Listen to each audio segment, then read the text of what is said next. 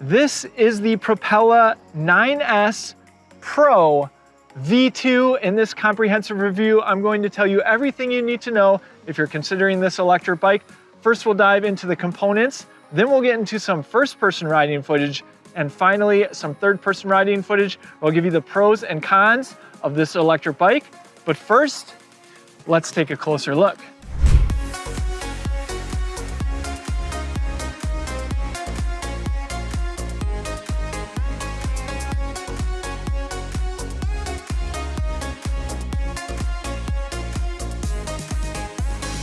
There are 4 things that make this bike unique.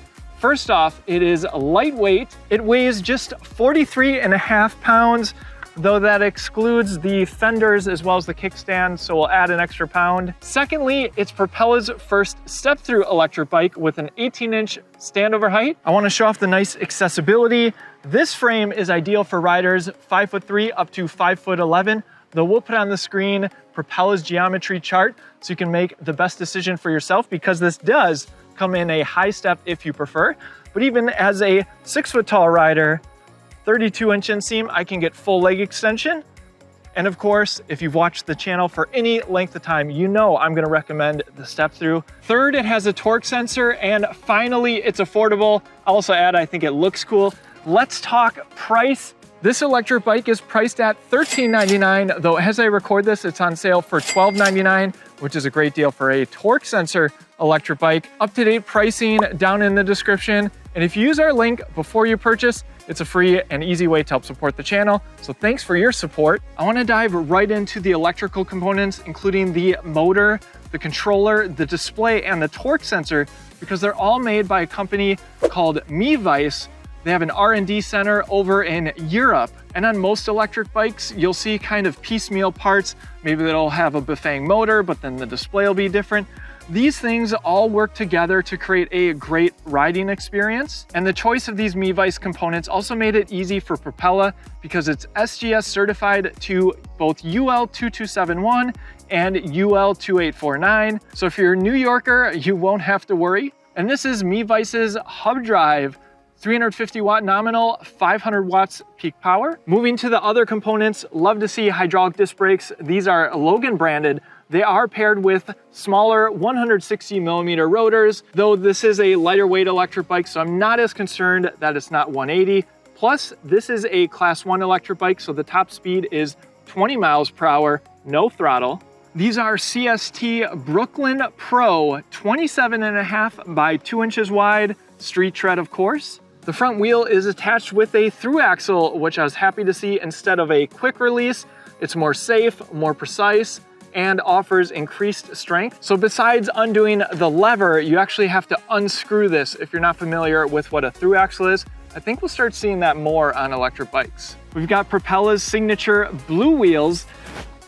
They also match those with locking grips in the cockpit and a blue seat as well. More of a traditional bike style seat. You get included plastic fenders in the front as well as the rear. In the front is a 40 lux Star Union integrated headlight. No rear light included though.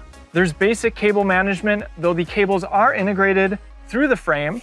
We've got the Logan hydraulic disc brake levers with motor cutoffs. And I'm really happy to see the adjustable stems. So if you don't want quite as an aggressive ride, you can raise those up as I did. The handlebars just have a slight swoop to them. I had to move to some shade to better show you the Mevice display.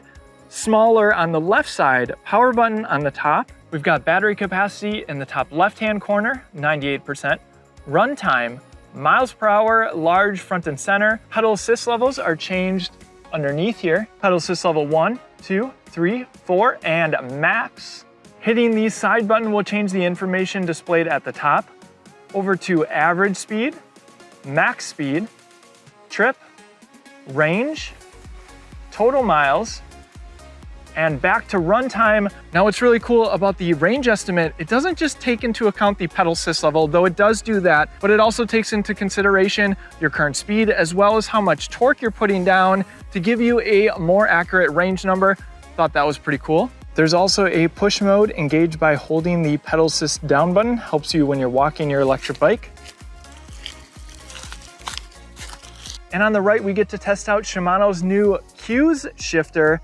Similar to the Altus trigger shifters, Shimano wanted to simplify the lineup. They also made some changes to the drivetrain to make it better for electric bikes. So I think that's more for mid-drive electric bikes. But we do have 9 speeds up here. So this bike is lighter weight than most electric bikes. How do they achieve that? A smaller battery and yes, a more efficient rear hub motor. Propella did away with their more bottle cage style batteries, and this one is nicely integrated. I have the keys in it. Turn it to the right, heard a click. There is a latch, we'll pull it down. Moving the front wheel can help you more easily remove the battery. This is a 36 volt, 9.6 amp hour battery, and again, UL certified. There's an indicator on the end to give you an idea of battery capacity, and it can be charged both off the bike right here. To put the battery back in, simply insert the bottom with the notch here first, and click into place. Don't forget to remove the keys. And the port on the right side has a rubber cover here. Bottle cage bosses on the seat tube. Be sure to check out shop.ebikeescape.com for the best water bottle cage on the market. I'm not a huge fan of these Neko metal pedals. Looks like this might hurt the shin a little bit. Now that controller is going to be mounted right here. Very easy for maintenance. Burley kickstand located out of the way of the pedals though. Logan hydraulic disc brake in the rear. There's the Mi-Vice 350 watt nominal, 500 watt peak motor, and a look at the Shimano Q's rear derailleur. I expect we'll start to see this on many more electric bikes in the near future. And this is a Shimano cassette. It says Link Glide right here, which is supposed to be more durable, again, for electric bikes. 11 to 36 teeth, and again, 9 speeds. And there is a single-sided 42 tooth front chain ring. Propella includes a clear protector here to keep your chainstay looking nice, and the tires also have reflective sidewalls for increased visibility at night. The seat post attaches using a Allen instead of a quick release, slightly more security. So that's all the components, but more importantly, how does the Mi-Vice motor perform? How's the torque sensor feel? Let's get into some first-person riding footage. All right, let's get into some first-person riding footage first. The nice step-through frame, super easy to hop on. Now this is a Class 1 electric bike, which means a top speed of 20 miles per hour. While pedaling, there is no throttle on this bike. I have the speedometer app by Cool Nix on my phone. We'll compare that to the display. Now, given this is a lighter weight electric bike, I did want to turn pedal assist off so you can get a sense of what might be possible. Say you run out of battery, or you just want to ride it around like a non-electric bike. And nice leisurely cadence, just cruising, 5th gear, 9 miles an hour. Of course, I can work a little bit harder and go a little bit faster, 12 miles an hour. Feel a little bit in the legs there, but still this bike is lighter than most and has narrower tires, so it rolls pretty nicely. 13 miles an hour. All right, let's go through the pedal assist levels. So the important thing to note is this is a torque sensor, which means the more power I put in to the pedals, it's going to amplify the power from the motor. So what I'm going to do is I'm going to go through the various pedal assist levels. I'll do a nice leisurely cadence, and then I'll put in more effort so you can get a sense of what you can expect if you are looking to purchase this bike. And I'll shift all the way down into first gear here and pedal assist level 1. And here we go. Now in pedal assist level 1, leisurely cadence, you can just barely feel the motor. It's also a very quiet motor, should add that. You do need to shift up here, 2nd gear, 3rd. Again, just spinning the legs nice and easily that most people would be able to do. Now I will say the Shimano Q shifter feels very similar to their other more entry-level trigger shifters, no problems with it. And the display on a bright day, if the sun is hitting the display, it's a little bit more difficult to see, but fortunately the speed is pretty large, so not terrible. And of course, that's the same with any LCD screen on a electric bike. Pedal assist level 1, let's give it a little bit more here.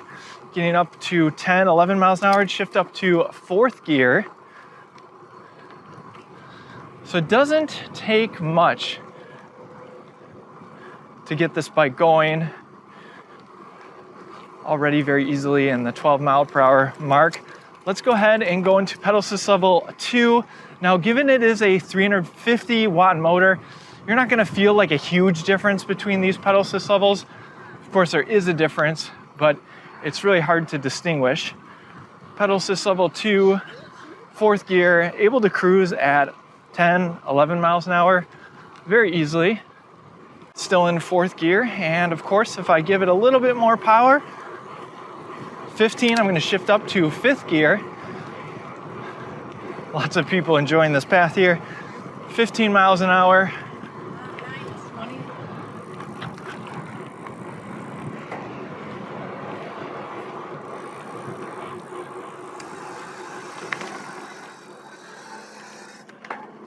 We'll go over this bridge here, and let's go into pedal assist level 3. Nice leisurely cadence, 12, 13 miles an hour. And of course, the motor power is very responsive. As soon as I take that first pedal stroke, I can feel the bike giving me more power, and able to get 18 miles an hour according to the display. So very easy. And I bet if I went into 6th gear here and gave it some more power, yeah, 20 miles per hour, and still in pedal assist level 3. Let's slow down. Go into pedal assist level 4. Maybe shift back down to 5th gear here, at least for a nice leisurely cadence. So, and again, it's holding us at the 14 mile an hour, maybe a little bit faster than pedal assist level 3, but not significantly. And of course, this path is pretty flat. And we all know if I put in the 6 and gives me some more resistance and the bike instantly, I'm still far from getting a workout. So pretty impressed with this motor. Of course, you will want to take into consideration if you live in a significantly hilly area. It's probably still possible that this bike would do it. You just shift all the way down, use those gears, put it in max mode. Of course, you also want to be mindful of battery capacity. All right, now I want to do a test in max mode. So instead of 5, they have max. So we'll do that now. And on this bike, while it's nice that it has 9 speeds, I don't know if I'm even going to need to get close to using it, at least for my preferred way of pedaling. I'm gonna stay in 6th gear for now. Display is reading 14 miles an hour. GPS is catching up just a little bit. And I'm just curious how much, just a little bit more power. We've got the wind coming at us now too. I'm gonna need to shift up here. 7th gear. And yeah, there's 20 miles per hour. So depending on your fitness level, it'd be pretty easy to hit the top speed. Just takes a little bit more extra power. Though torque sensors are really designed, the bikes that they put torque sensors on are really designed for you to get a little bit of workout if you want it. And you just feel far more in control. Let's do a test from a stop. See how fast we can get to 20 miles per hour here. All right. 1st gear, I'll shift up really quickly.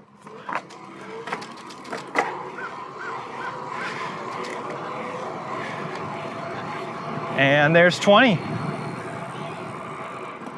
We'll do a brake test on these Logan hydraulic disc brakes, though it is a lighter weight bike, so I don't expect any problems. All right, here we go. Right at that sign, I'm gonna slam on the brakes. Being careful not to lock up the brakes. So yeah, no problem with stopping power. And they feel pretty good too. I did see a path up here, a little bit gravelly. Hello. This guy was on it with thinner tires, so I guess this is a packed sand trail. And while these tires are definitely smooth, this bike can still handle it. Want to be mindful of any loose sand, of course, because it's easy to lose traction on really any bike, even something with knobby tires. This area of Florida is just phenomenal for biking. We've been enjoying it quite a bit. But let's get into some third-person riding footage. I'll give you my concluding thoughts on the Propella 9S Pro V2. We really need companies like Propella who focus on lightweight, or let's call it relatively lightweight e-bikes. Batteries and motors are heavy after all. It's probably the most overlooked factor on those new to e-bikes. Lighter is good for accessibility, but you know what's even better? A step-through. And Propella's first. This is probably the thing that ties all of the other things that makes this e-bike compelling together, and a high step is available if you prefer. So this e-bike is undoubtedly easier to handle. It's got a low step through and gentle power delivery. That's great for those who want to cruise on flat ground. That's helped by the torque sensor, of course, and for those who maybe already tackle hills on non-electric bikes, the gearing, again 9 speeds, and the 500 watt peak motor is going to give you that extra oomph to get up hills and arrive at your destination faster and less sweaty if you want to. The price, especially when on sale, is a great deal considering what you're getting here. Link in the description for up-to-date pricing and to support our efforts at no cost to you. Thanks for your support. The electronics, powered by Mevice, also felt a bit more refined than expected at this price. Everything from the torque sensor to the appealing but admittedly small display. Hydraulic disc brakes provide adequate stopping power, and the adjustable stem allows for a more relaxed riding position if you want it. You could certainly add on swept-back handlebars for an even more upright riding position. I kind of wish that was standard, but I realize that's probably not Propella's core customer, at least historically. Though hey, Propella, if you're offering a step-through, it's something to consider. Just saying. The Shimano Q's shifter and derailleur were nice to test out for the first time. A refreshing change from the typical Shimano turning components we see, and it functions perfect for recreational riders. Let's talk considerations, and we'll call them considerations because they aren't necessarily bad things. It just depends on personal preference. First, no suspension, which keeps the weight down.